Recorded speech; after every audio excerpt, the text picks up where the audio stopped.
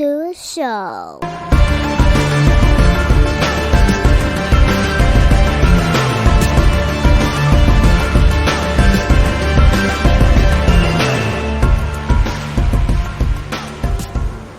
What's up, everybody? Welcome back to another episode of Off the Mats podcast. I almost said So You Like Horror because I'm so used to doing the other podcasts as well. I got too many podcasts going on. I just can't think straight, but that's all right. We're here and we are ready. So this week on the podcast, I want to welcome a new guest on here, a teammate of mine actually over at Crazy 88. To the podcast today, I'm going to welcome Mr. Jonathon Wright. How you doing, John? What's up, man? I'm doing fine, man. I'm feeling good. Good. So, with you doing jiu-jitsu, whenever I see you come in, you got the white belt on, but it's like I noticed some stripes on there. Then even once I started, grappling with you, I was like, this isn't your ordinary white belt. With you training, what's your background?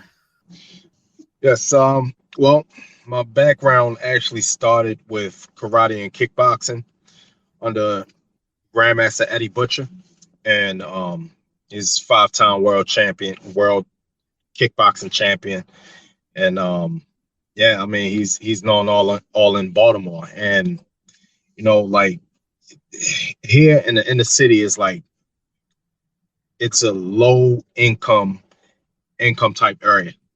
So getting the chance to be able to learn martial arts is like real expensive. But we had different programs in the city that he sprung up that allowed us to be able to learn martial arts. But I started that around the age of 7. And then of course my father, he plays football.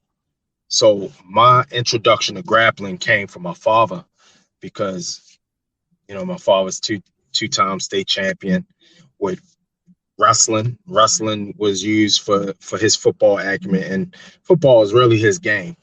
That's really his first love. I'm kind of the opposite with that.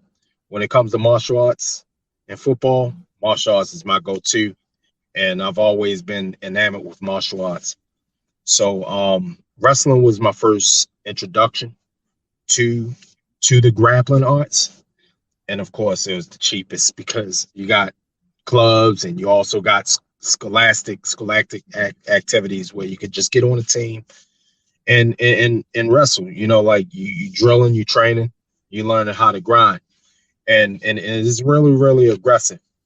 But when the UFC came out in 1993, it's only a couple of people that in the martial arts world we were drawn to it.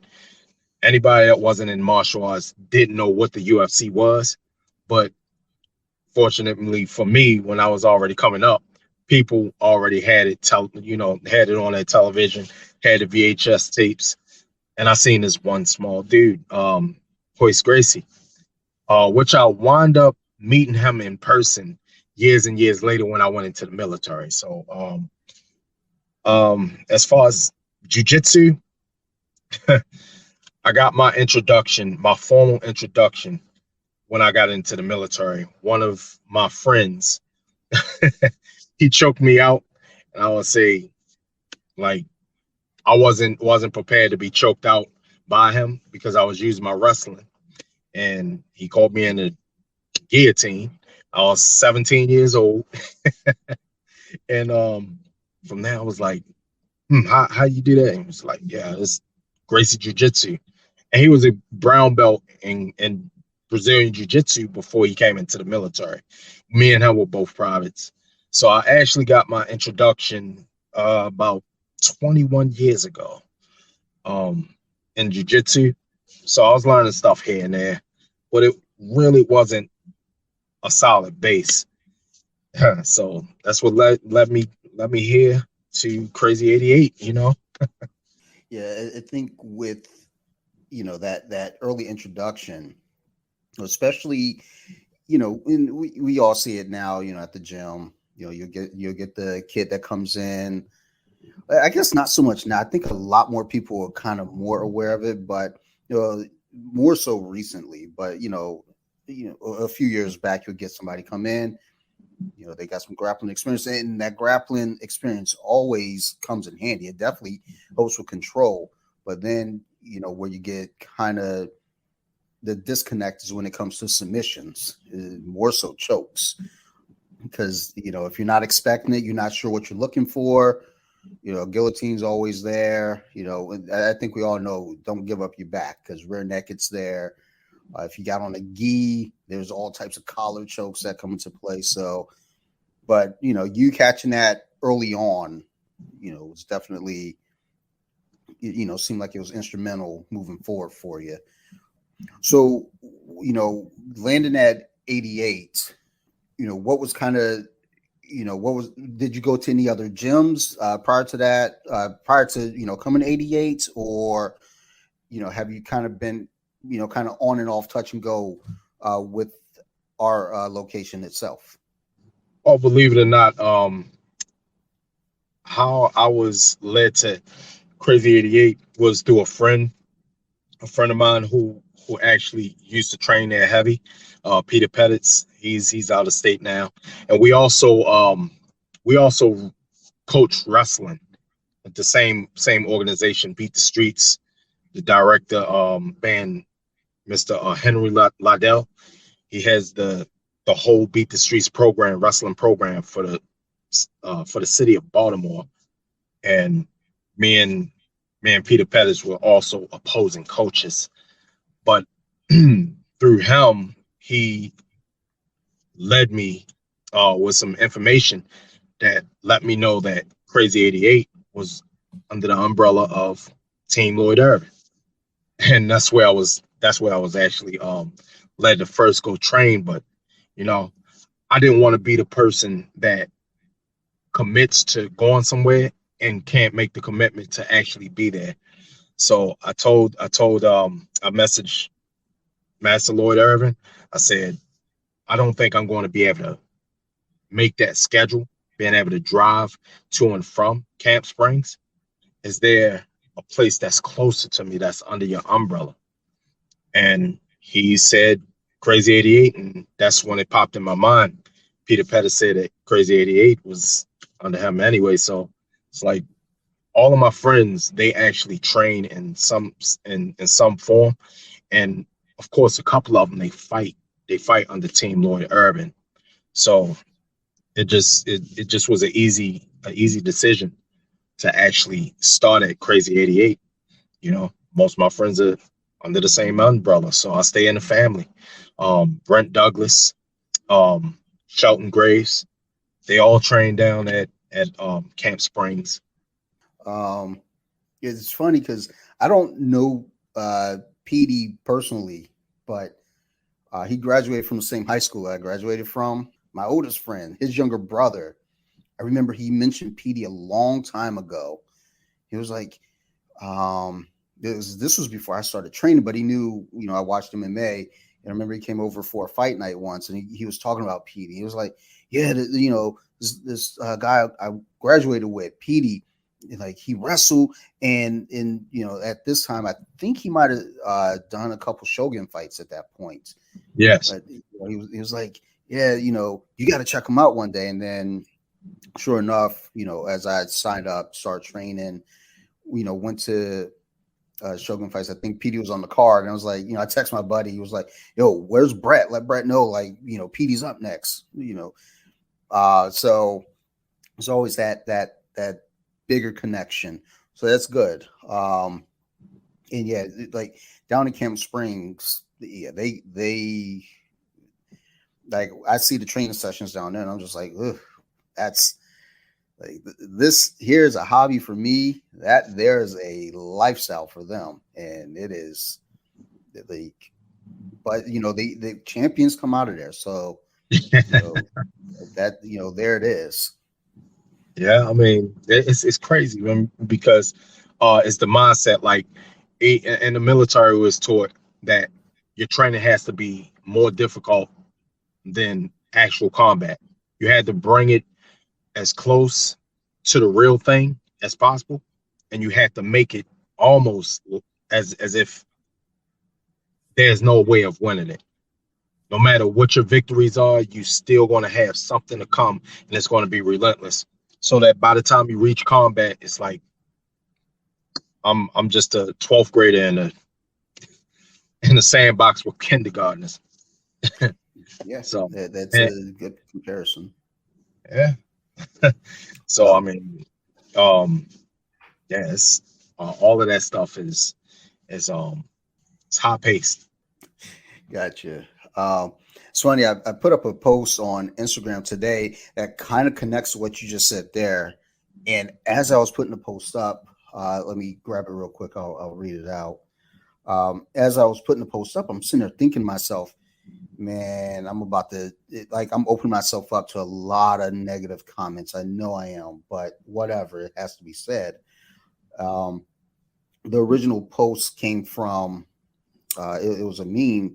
Looks like it came from Alliance Jiu Jitsu at Eastlake. They put it on their Instagram, and I saw it. And it was basically the saying goes, "Every man alive needs to go to a boxing gym. It's important to understand that you don't know shit about fighting. This will make you think twice about getting in stupid fights in real life. It could possibly save your life. Muay Thai, Jiu Jitsu, wrestling, MMA, all works as well. Something that has a live sparring component, period." And thinking about that training room down there, yeah, they train hard, and in that training, kind of just think about that post that was put up. It's kind of embodied in that because you can go out and train and you learn a technique, but if you don't have live sparring, and even more so than just live sparring, if you're not going up against tough opponents in your training environment, iron sharpens iron. Right. you know it's almost like you're not gonna get the feeling of being tested. Surprisingly, there are a lot of positive comments. The very first comment was a relatively negative comment, but it was talked out. But yeah, absolutely. When you're training with savages, it's gonna turn you into a savage. Yeah, I agree. Like the environment plays a big important role. And I just know that, like, even in the military, the bottom feeders, that's the bottom feeders in those high paced units, when they go to another unit that doesn't um have the accolades or the type of missions, when those bottom feeders show up in those units, they become superstars, you know. So like yeah, it's important to be in that situation, even if you had to fight to have your place, submit your place. If Yeah, nobody knows your name, that's there's something wrong right there. You know, yeah. you're not doing enough. So you know, No, I agree. It's like if you go into a training environment, you want to, you don't want to be the guy that goes under the radar. You don't want to, not be seen because you miss opportunities. Be undeniable. You get in there, they can't deny who you are. They can't deny that you deserve a place. So, that's in all training environments, whether it be on the basketball team, football team, wrestling team, jiu-jitsu, Muay Thai, and MMA, straight MMA gym, all of it. You know, you're the lowest guy on that totem pole. You know, hopefully you're that guy that's working your way up that pole as well to make sure that you're getting your place at the table. So I hear you. Now, for you, I know we've talked about, um, after class and everything, just competing and things like that. Have you competed yet with 88, or you're still kind of getting your foot yes, in there?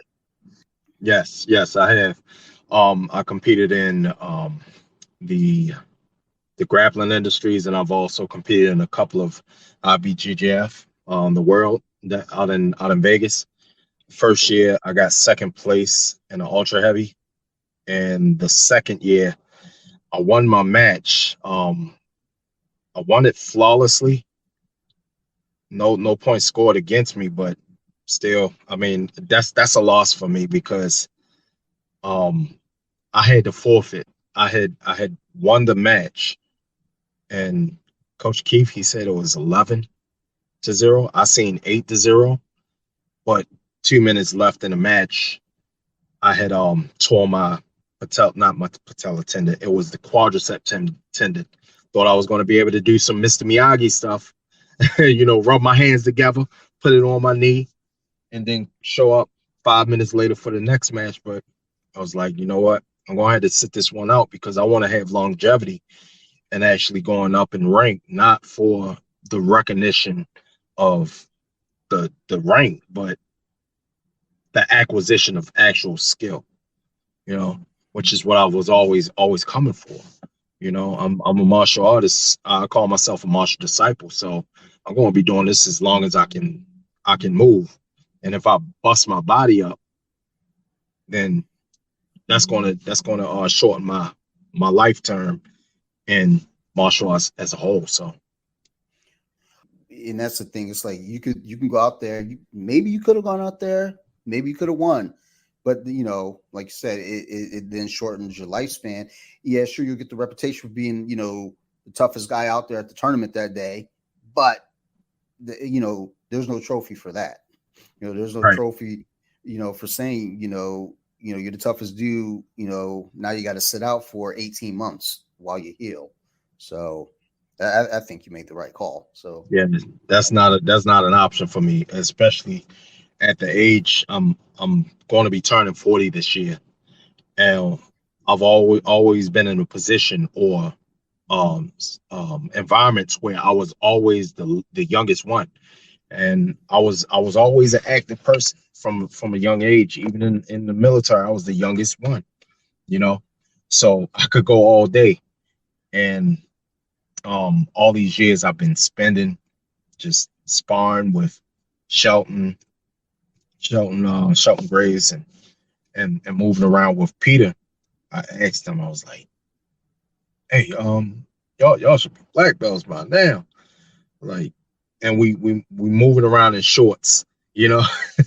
So when they said, "No, we're not black belts," I was like, you know what? I'm gonna have to just start here. It's never too late. And Lloyd Irvin just said, he says, "Stop the BJJ bitch ass." And I read his book, and I also was trying to get his book years ago, and he said he came out with print, sold it, and then took it off print, and it finally came back out, and I got the book and read it. I was like, I'm starting now, and then COVID hit. I was like, dang, oh man, but and that's the thing too. It's like you're saying with um age and everything, approaching 40. And I think that's a interesting thing about, but I always say this about, just being 40 today versus being 40 back in 2000. You know, being 40 back in 2000, it's a whole different game. You don't got 40-year-olds, starting up martial arts and really, really pursuing, that dream and that life. It's like back, 20 years ago, 30 years ago, when you turn 40, you're like, man, it's time for a hip replacement. Or, you see the occasional NFL or NBA player, just winding down. And, here we are kind of, just kind of really getting our groove into the game. yes, Um, but having that approach and understanding, no one's like, look, either you're about it or you're not. You can't be halfway in. right, I agree. Um, like, where are you at now in terms of, getting back into the competition, on the competition trail? Because, when you come in and train, you know, you see the activeness, you see, like, and even still at our level, we're still learning, we're there's no shortage of knowledge available for us. But when it comes to things that you've acquired lately, where are you standing in terms of getting back out there and competing anytime soon? Oh yes, I got my eye on a Naga. Always wanted to do that one, but I missed last year. It was just bad timing because last year I was sick. I had a stomach virus, and then I think I had the flu or something. That was two. I got sick 2 times, and then yeah, that just kept me out. And then by the time that time came around, when the Nagas came around, I was like, dang, I just got back in the gym like two weeks ago. So I was like, that's not going to be enough time for me to actually be able to do something there or make an impact in the competition. So I had to forego that, and the only notable competition that I had that year was the IBJJF Worlds in Las Vegas. So this year I haven't been sick. I've been pretty active, and I think that this year is going to be more active than last year. My first year was good, but I think this is going on my third year. Okay. Yeah, my third year, and so this year I think I'm hoping to get at least four or five competitions in this year. But I'm definitely doing the Naga on the 25th in Philly, if I'm not mistaken. Is it Philly or? Yeah, I believe it's Philly. 'Cause I was looking at that too. This is my grandmother's birthday, and I was like, oh, huh, okay. I had already taken a bunch of time off prior to, and I was like, I want to at least go up there, be with the team. And I was like, maybe not. I might switch some days around, see what I can make happen. But yeah, it's February 25th up in Philly for that one. Yeah. So just to recap, I've done grappling industries. Yeah, I like the idea behind grappling industries because you could get the experience, you could get multiple matches in one day, and just gain experience. Yeah, but grappling industries and IBJJF, that's all I had this year. But I'm definitely gonna have um the Naga grappling industries, and of course the IBJJF. I'm always looking for the world championship. Of So course. Um, yeah, it's. I like the format for grappling industries. It's kind of that round robin. So there's nothing worse than you sign up for a bracket, IBJJF. You get there and you have that one match, and then that's just it. It's just that one match, and if you lose, it's like, oh, even worse. I paid all this. I got out here, because it's like on one note of it, it's like these competitions aren't cheap. yeah. So it's like going out there, the experience and doing it, win or lose, it still counts for something. But you go out there and it's like, oh man, I only had that one match versus grappling industries. It's like, okay, you lost, that's fine. I can get it back. I got another, a couple matches coming up. That's fine. And then, factor into gi versus no gi. Do you have a preference between gi versus no gi with being I a mean, wrestler? my preference, of course, my preference was no gi.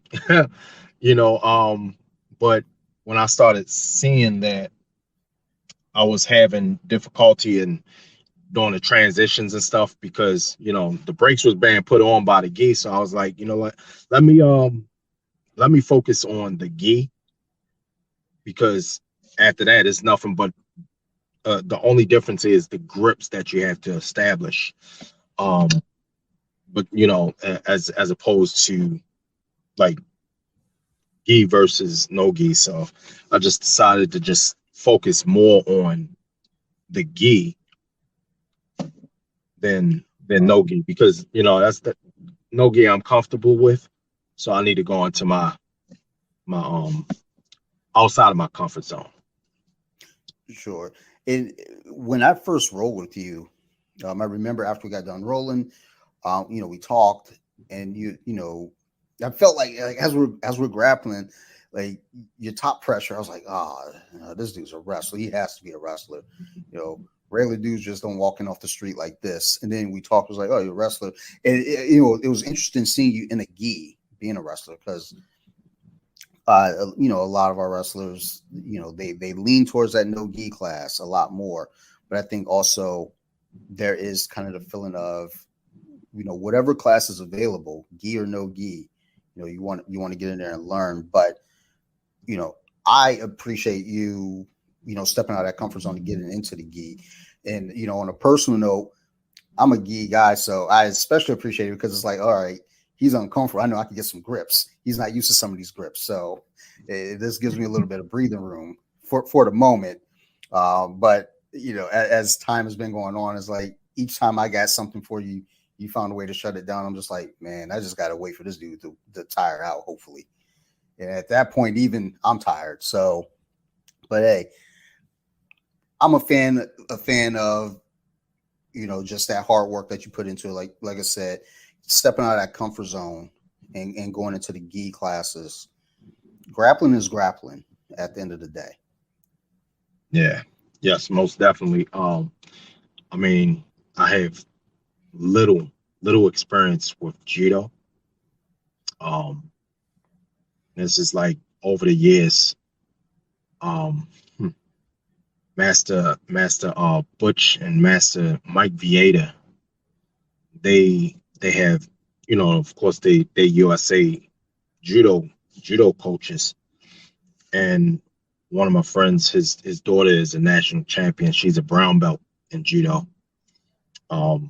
So like I was able to pick things up here and there, but not really establish a great base with it. I just took whatever I needed to fit whatever I was doing.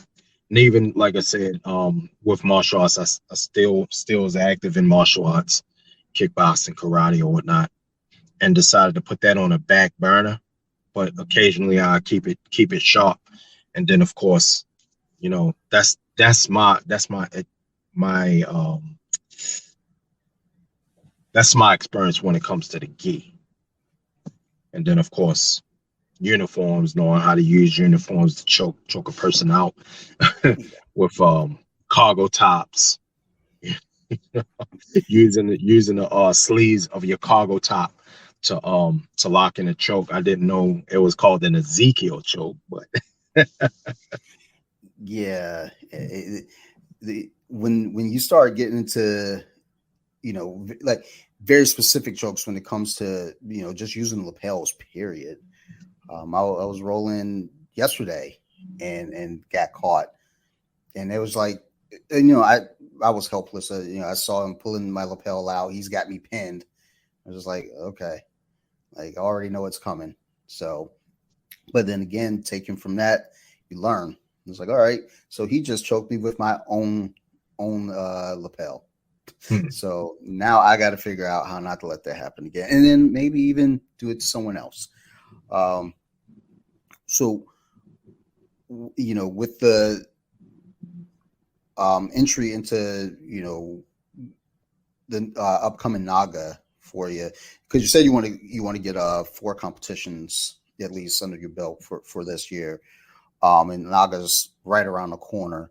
Are you thinking some of the bigger things coming up, like out in Vegas and things like that again, like going to Worlds? Of course, there's no question about that. I do consider myself a competitor. I mean, I'm an older person. I can't compete as much as I used to, but when I was younger. But yeah, I definitely have my eye on the Worlds. I'm not missing that for anything. And of course I've lucked out too. I'll just throw this in there too, that my first team leader, when I got to my combat unit and the 3rd of the 504th Parachute Infantry, his name's Jason Woodson, and he showed me the ropes, and he showed me the ropes hard. And like years and years later, it's like we're broken records. We talk the same, we think the same. You know, band in that type of um environment, that culture, the military culture. It's a competitive and competitive culture. He was 19, I was 17. I was the baby. Everybody was my big brother. You know, everybody was my older brother. So is a situation there that even though we've spent years and years apart, we've trained in that combat unit. I went to combat and everything, and it's like we've never ever separated from each other. There's no awkward getting to know each other again, because like I said, we spend more time with each other. That much time with somebody, you spend more time with them than you do with your own family. You know, your family's probably already been asleep for a couple of hours by the time you get back, and you leave before the sun even comes up. So you get to know a person's character. You cannot act or try to put on an act of what your character is. That stuff is going to slip out. If you have something that you're trying to hide, it's going to slip out. And I truly know him. And as I said, I lucked out because he actually lives in Vegas. So he was like, anytime you come to Vegas, man, you don't have to worry about a hotel room or a rental car. He let me use this. He let me use his rental car. I mean, use his car. And he was like, "You want the truck?" But it's just that like um. So that's a good thing.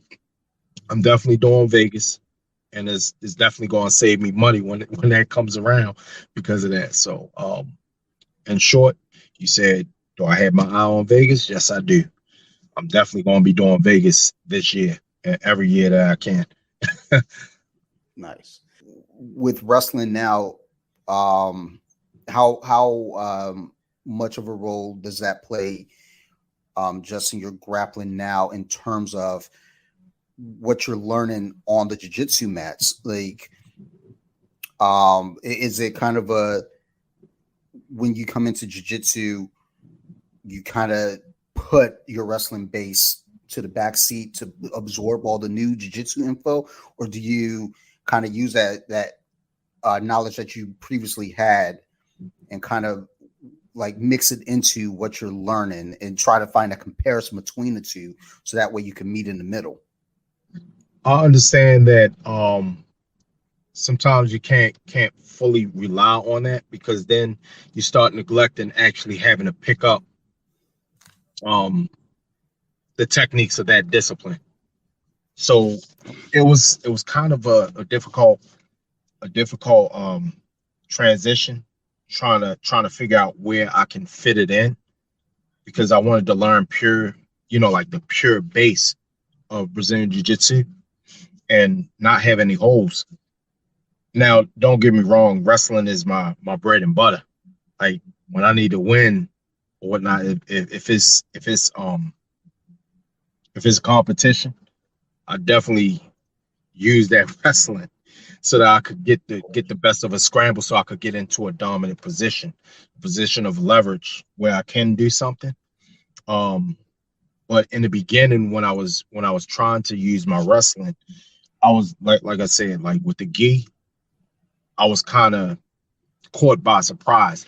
The the brakes were put on by the grips that were put on my lapels, my sleeves, my pant leg, everything. So Yeah. that first year I had to really try to find out how to get around it, how to break those grips and stuff like that, how to break the grips on my gi so that I could continue to transition. And then year two, um, I'm focusing on my transitions, because I got the brick grip breaks, and focusing on the transitions, the passes, and then of course, transitions immediately into a submission. But I'm still building on that.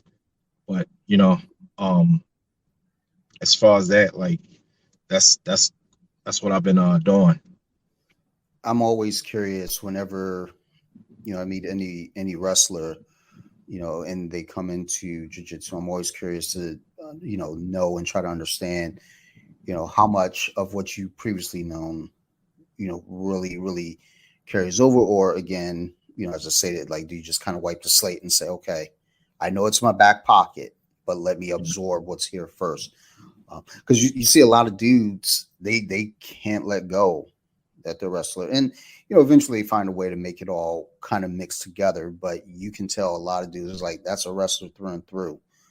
Yes. And just to reiterate, like, I did have to try hard to put wrestling away, but as I got past those roadblocks, the grips, then you know, try to push wrestling back in there.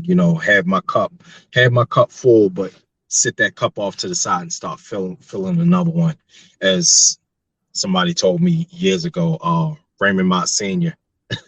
He's like, don't throw away what you know. Just take that cup, set it off to the side for a while, and start filling your cup. And then you can get a bigger cup and pour both of them in. See where it fits. So Nice, I like that. So you still coach wrestling currently, or you just completely uh all in on jiu-jitsu and not really dabbling over on the other side right now? I'm not occasionally I would go and visit people, and sometimes they might have me come in and help, give assistance, and I'll do that. But as far as like a heavy role in coaching, no, I've been focusing on Brazilian Jiu-Jitsu. Like, this this is my time. Like, when you're doing a lot of um when you're doing something as far as that, it will take more time away from you being able to compete and actually learn. Now, it'll be a different thing if I was the um the level of skill where I was coaching Brazilian Jiu-Jitsu.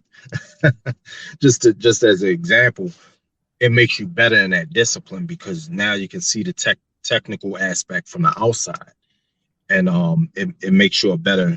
It makes you better at your own technique because you recognize where the technique works and where it can fail.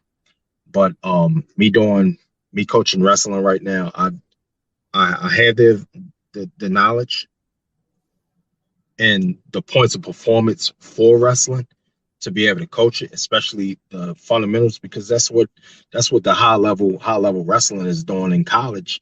They're using the fundamentals. They don't use anything flashy. It's always built on the fundamentals.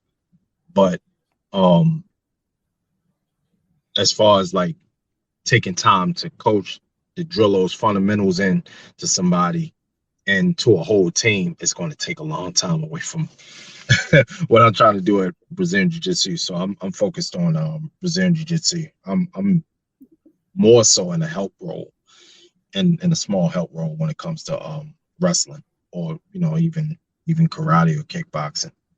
Okay, all right. I mean, I'd like to hear that. Like, it's like with jiu-jitsu, it's like you're all in. It's like everything's here. So that's good. I mean, that's a great attitude to have.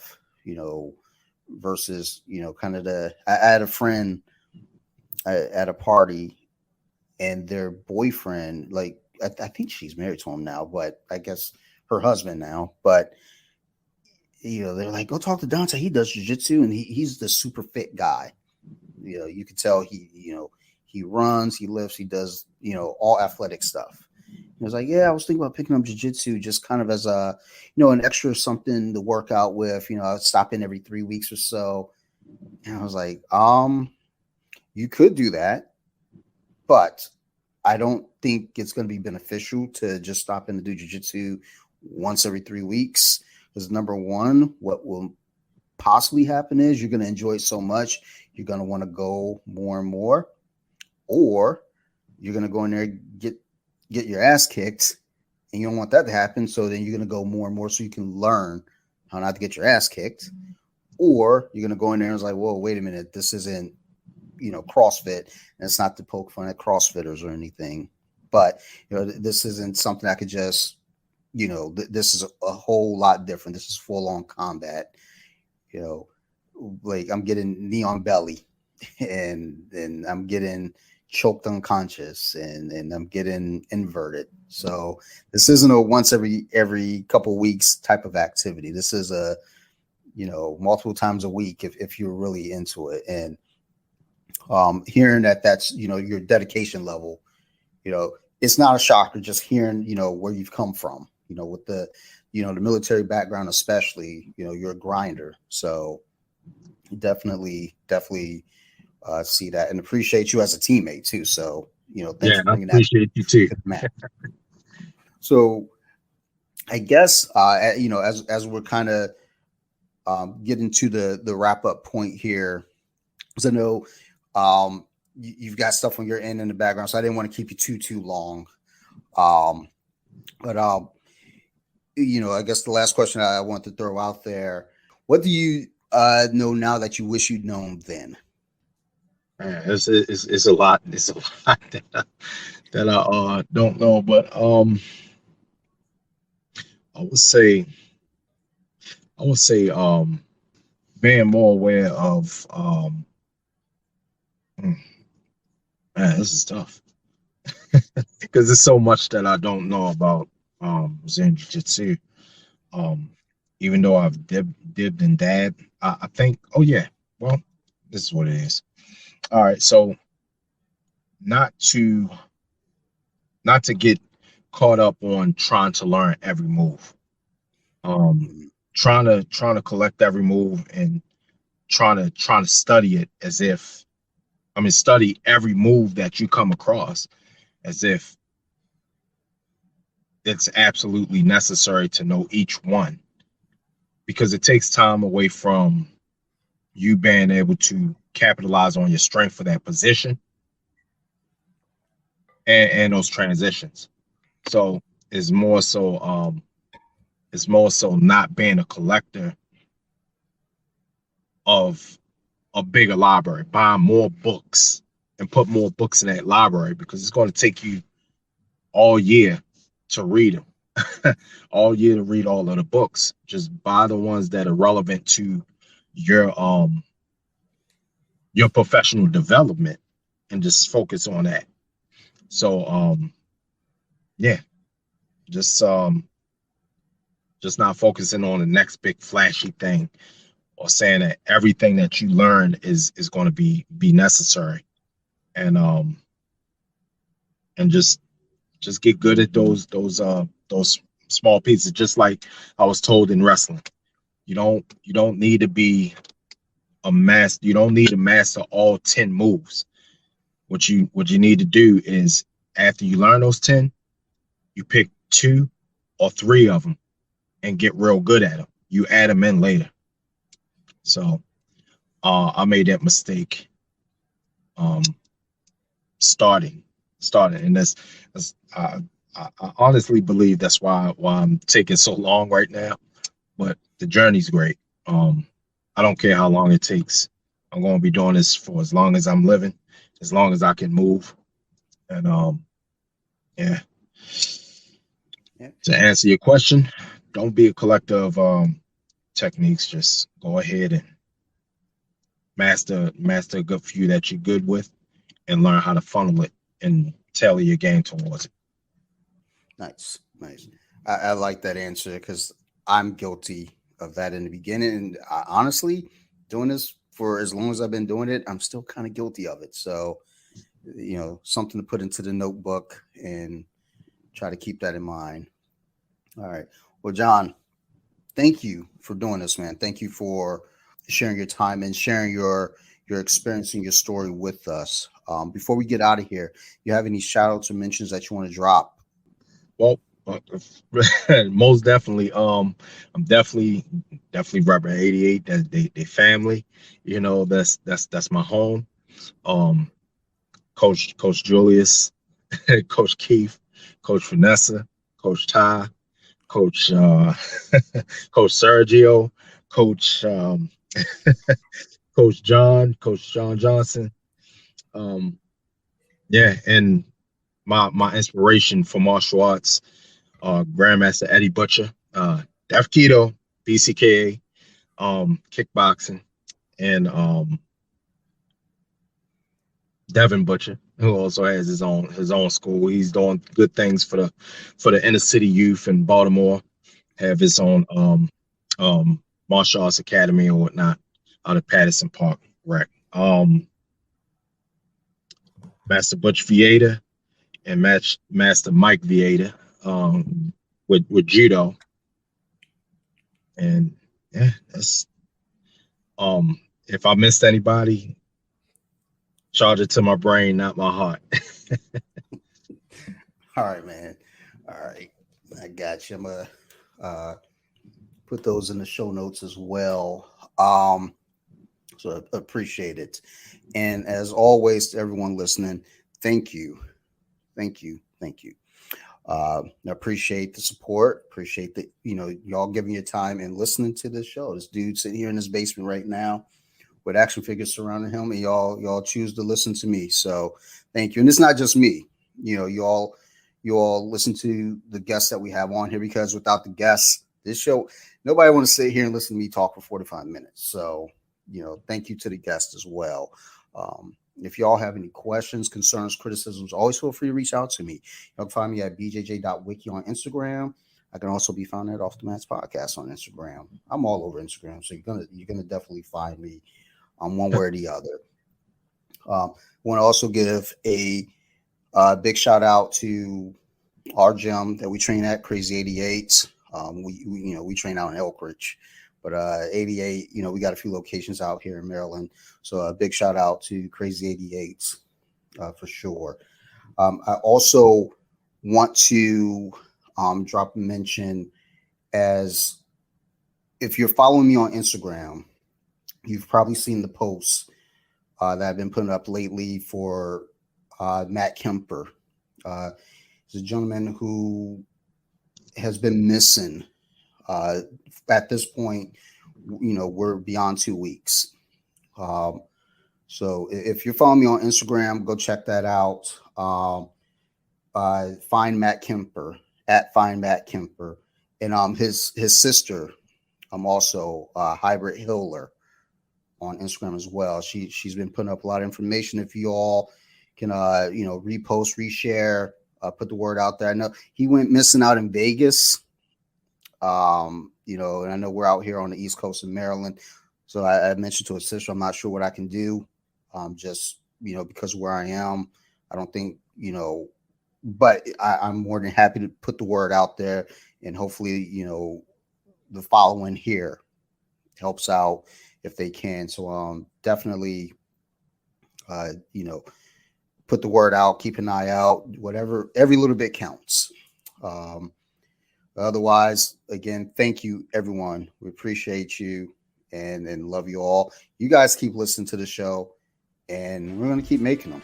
Thanks, everyone, and bye.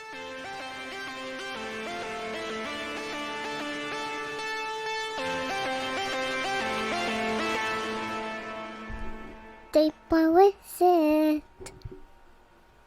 Now let me sing a song.